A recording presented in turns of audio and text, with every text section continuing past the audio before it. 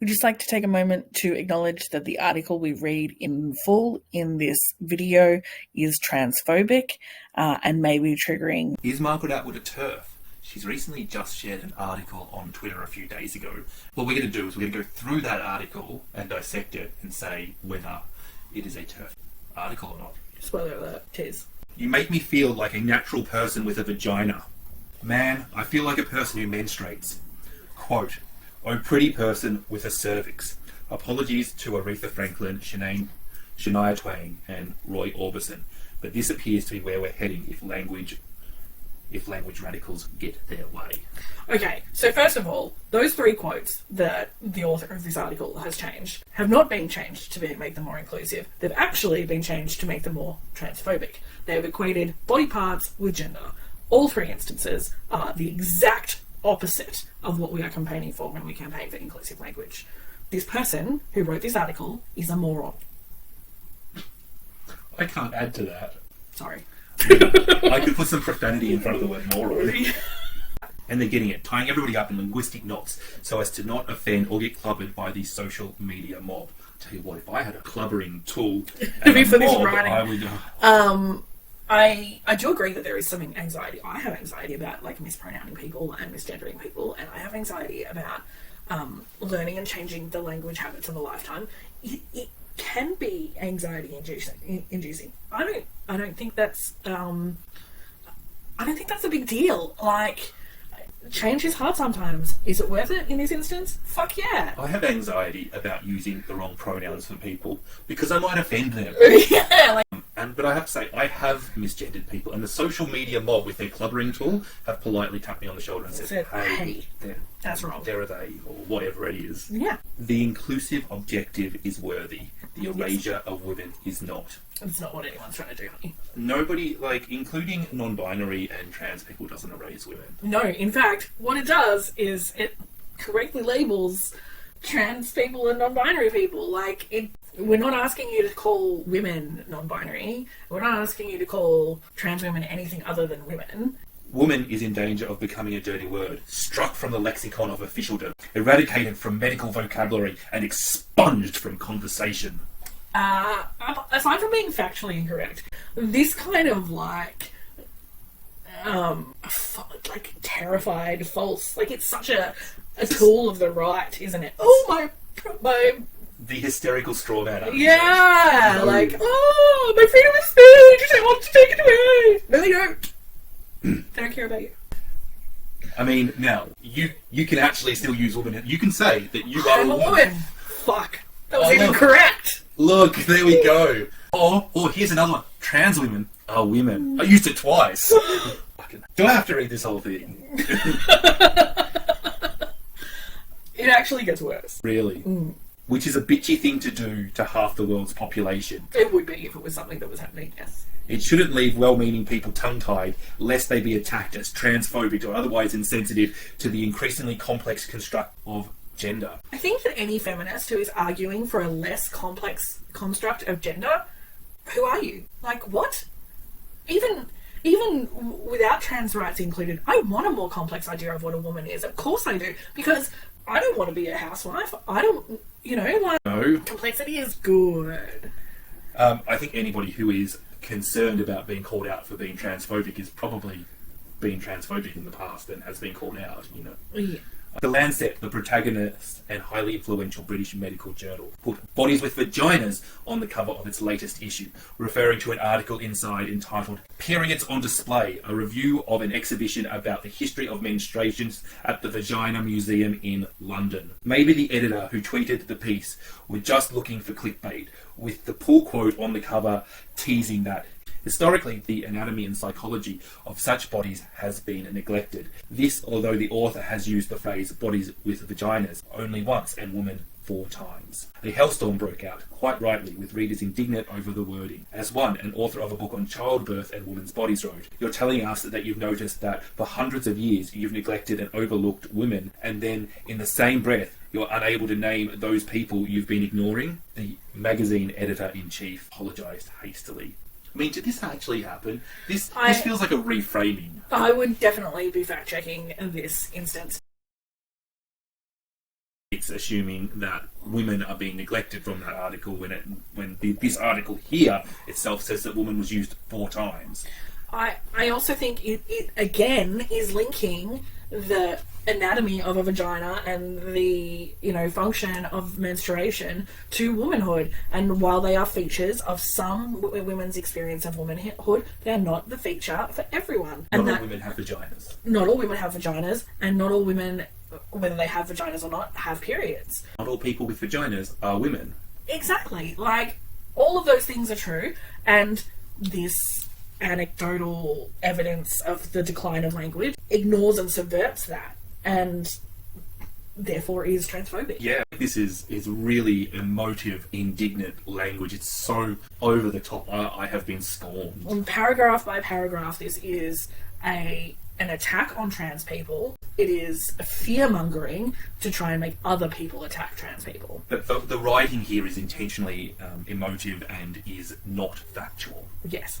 This isn't an argument against gender self-identification. Surely we're well past that. It's more about an intellectual evolution of language, which is fundamental about communicating clearly, even if making the argument ends up aligning uncomfortably with regulatories and regressives with whom I have no truck. Well, I mean... So, this is where the author is claiming that they look like a dove, they quack like a dove, but they're not a duck. And she's saying she's not really a TERF, even though this discussion makes her look like a TERF. Her big concern is the erasure of women.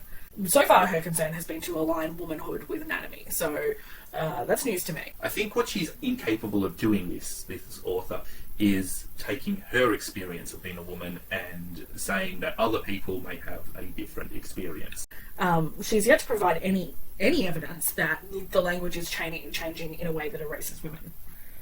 And all the evidence that she is attempting to provide is just evidence that she's transphobic. In one fell swoop, the Lancet, remember this is a medical publication, reduced womanhood, biological or metaphysical, to purely anatomical parts, a gross revisal of the century-long campaign to not only achieve equal rights, but for women to be seen as more than the biology and rampant objectified, sexualized packaging. This is fundamental to feminism and humanism. Further, we are seeing in, for example, legislation passed or coming down the pike in the US to severely restrict abortions, basically undoing Roe v. Wade, how fragile these gains can be. Yeah. I mean, yes, with regards to abortion rights, but let's go back to the other polywaffle.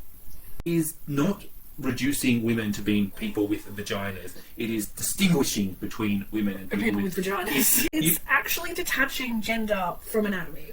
And talking about a vagina is not sexualizing it. If you go to the doctor... Especially in a medical journal. Is the author stupid and honestly misunderstanding it? Because a lot of hate comes from stupidity. I mean, it's a brave person to act at this time in order to, dog whistle to other bigots. We've actually found one little thing we agree with her on here, that, the restriction of a woman's autonomy in the US is being reduced and that is bad. Bodily autonomy. We probably would agree on basic feminist principles, Yeah, and just as a little comment on being persuasive, that should have been at the start.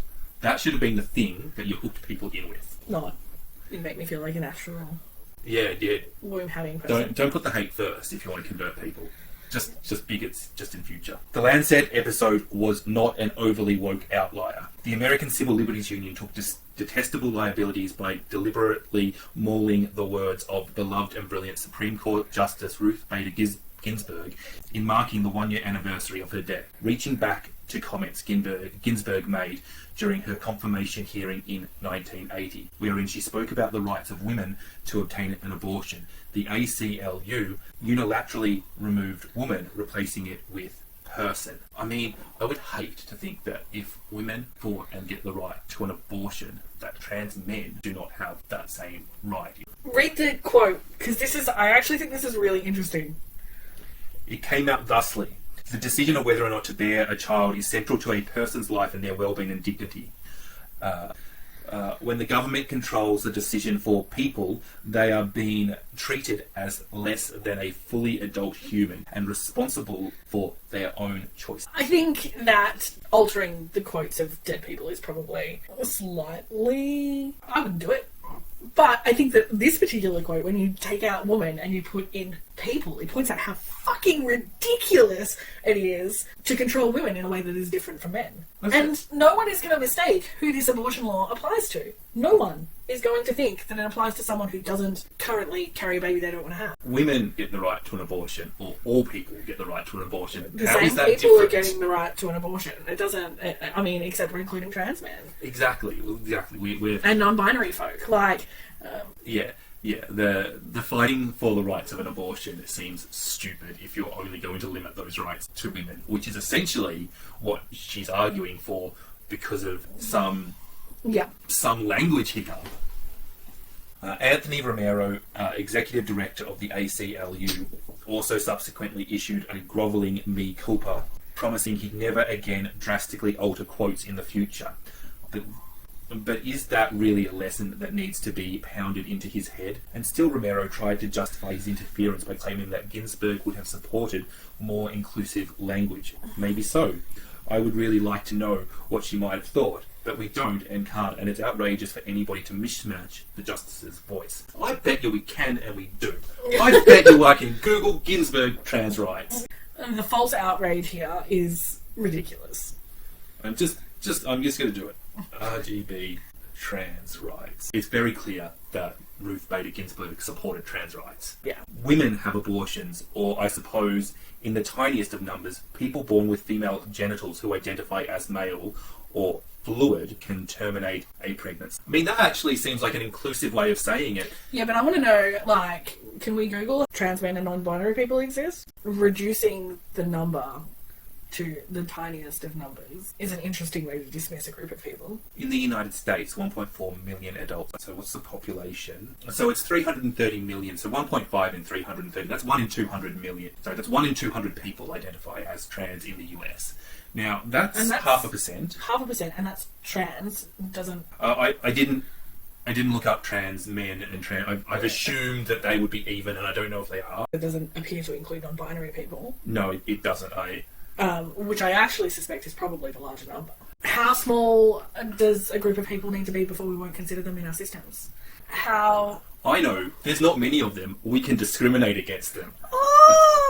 I know. There's not many of them. So when one of them comes into our hospital, we'll just treat them like... and not use the correct language and not... Do you know what I mean? Jehovah's Witnesses go to hospital all the time and they carry around cards saying, I refuse blood donation. Yeah. And we think that that's silly, but we respect their bodily autonomy and their right to do those that. things, even if we don't agree with it. What she's trying to say is that by calling a non-binary person they and referring to chest feeding instead of breastfeeding, and by including these people in our language in this way, we're reducing the instances where we say the woman-specific language. We're reducing the instances where we say the woman-specific language incorrect. So I don't think that reduces my visibility. I think that reduces the times when you're wrong. And there are also trans women. And while you're talking about birthing suites and menstruation, you can also talk about prostate cancer and that end of the medical spectrum, and there's inclusive language in that side too. 2016, the British Medical Association recommended staff use pregnant people instead of pregnant women. A British hospital now instructed staff on its maternity ward to use birthing people instead of pregnant women. The Biden administration proposed 2022 budget substituted birth person for mother. Cori Bush has used that term, while her congressional squad teammate Alexandra Ocasio-Cortez has talked of menstruating person. These are women I admire, but they've jumped the shark. That's a weird metaphor. Jumping the shark is a term from making a movie, and it comes from a scene in Jaws where they jump the shark and it's ridiculous and it's impossible and it's dumb and it's not believable. And it's used to describe fiction and movies that are not believable, are ridiculous. So what she is saying is that chest feeding people and birth persons and menstruating people are not believable, that they don't... The existence of them... It's ridiculous that we use such terminology. Fictional people. It's just... I mean, look, maybe BookTube is a bit more inclusive, but I have... In my time on BookTube, I have come across a trans man giving birth. I have come across, men who menstruate, and non-binary people who menstruate. Like, you know, they're out there and they read books. My bestie is a doula, and this is not new shit, can I say? Like, this is 10 years ago in the birth industry. Inclusive language, not new, not scary. To get upset at somebody including more people is the height of... And again, insisting that the biology is linked to the gender is offensive. It is offensive to restate this over and over again, to restate that when you're talking about people who menstruate, you must be talking about women. I personally don't menstruate. Does that mean I'm not a woman? Like, fuck off. All of this recalls the point of best-selling author J.K. Turfling. I can't believe she wrote Turfling in this article. Was trying to make Wiley in a tweet that got her bludgeoned by the mob. People who menstruate. I'm sure there used to be a word for those people. And then the misspelling. With the womb inclusion, yeah. Okay. It's woman. I question, how hard has the billionaire, the richest woman in Britain, been bludgeoned by the mob? How is her life affected by it? Oh, poor as me, I believe she actually said she sold more books after that tweet. So, poor J.K. Turfling has not suffered. However, trans people all around had to put up with more shit. Turfling was branded a TERF. Well, yeah, I don't know. That's what happens if you say something racist, we're going to call you a racist too. Like, activists do like their neologism, meaning trans-exclusive radical feminist. I mean, it's not that new. It's been around in the 70s, and do you know who termed it? TERFs termed it. Exactly. They termed it to say, hey, we're feminists, but if you're a trans woman, fuck off! Read a fucking book. And now they think it's a slur against themselves, but it's their own little title. You can wear it. Like the word colonialist. Yeah. As if she was hostile to the trans movement, which she assuredly was not. She assuredly was. And is. That's why we don't like her on this channel. Some bookstores removed her work from their shelves. Do you know what our local bookstore did? They fucking made a cafe themed after her, and we don't go to them anymore, because fuck them. Yeah. Were she not a gazillion-selling author, Turfling could have lost her publisher. Yeah, because publishers have cancelled authors in the past. I mean, Stephen King is, you know... Yeah, he's totally cancelled. I mean... Realistically... Look, maybe if she was a brand new newbie, but you know what? If she was a brand new newbie, the reaction would not have been the same. The reason the reaction was as large as it was is because people are so mad that someone with a platform that size would be such a bigot. Yeah, the reaction to somebody that everybody sees is going to be larger than an author that nobody has heard of before. And literally, you name me a TERF that has lost their publishing deal because they're a TERF and hasn't just been picked up by another publisher straight away. You know, there was one on the Women's Prize long list this year. There's booktube darlings out there written by TERFs. Yeah. You know, they're not freaking cancelled. In Britain, where roughly 680,000 people do not identify with the gender they were assigned at birth, according to government figures, midwives at Brighton and Sussex University Hospital were told to start using terms such as chest milk instead of breast milk. This apparently because some transgendered men who give birth and nurse their babies were distressed at being reminded of what they were doing with those lactating feminine appendages. Although surely breast is a gender-neutral term, as both sexes have them and both can develop breast cancer. I mean, I don't actually... There is just so much fucking hate in this paragraph. It makes me want to... I just want to point out two things that she's actually done well here. She has used transgendered men correctly, which is something that TERFs don't always do. And men do have breasts. Like breast tissue, yes. And men can get breast cancer, yes. Yeah, but women have chests. And I mean, I feel like I'm using the wrong terms here because I've said women have chests. I feel like I've fallen into her equating biology with gender thing. All genders have breasts. All genders have chests. The change between them. What's the big deal? Why is it so important to keep the words consistent? I think here's the thing. This has been reported badly. The facts are not correct in this little diatribe that she does about the hospital language. At no point did the hospital require that they replace the word breastfeeding with chest feeding in all instances indiscriminately.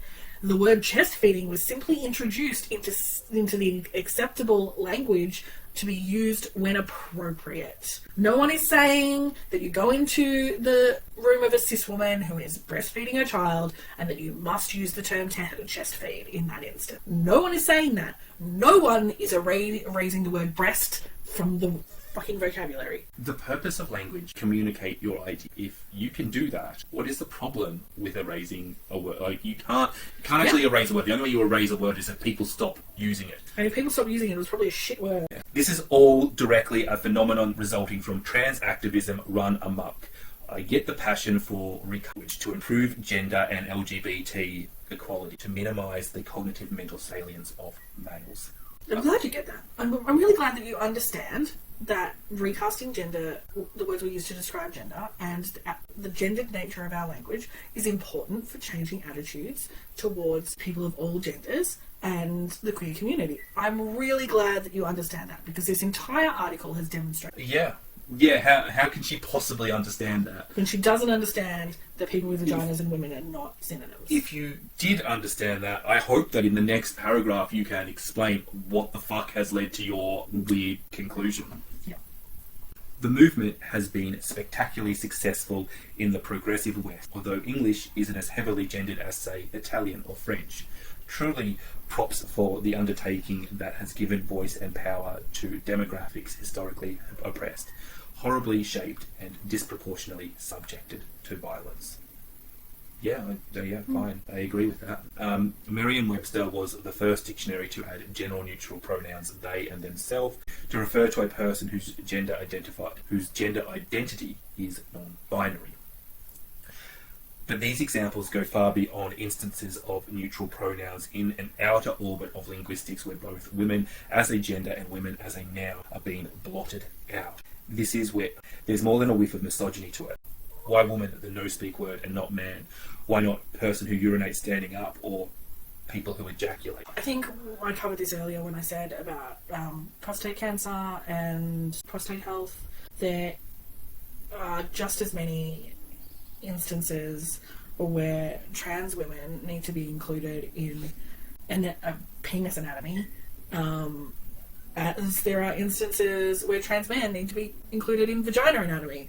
But equating gender and anatomy is false. Certainly there are words, they are slurs mostly. They are no longer acceptable. Woman shouldn't be one of them. The battleground of language has turned into a battleground of I am a woman and I am roaring. You misspelt ran. That is the end of the article. Thank Jesus.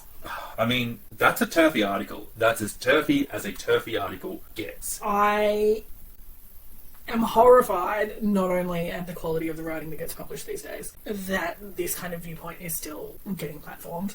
I am mortified that Margaret Atwood shared this, and that will be our next discussion. They'll go up at very similar time, but we're going to film it right now, a discussion on what we should do about Margaret Atwood sharing this tweet. Mm-hmm.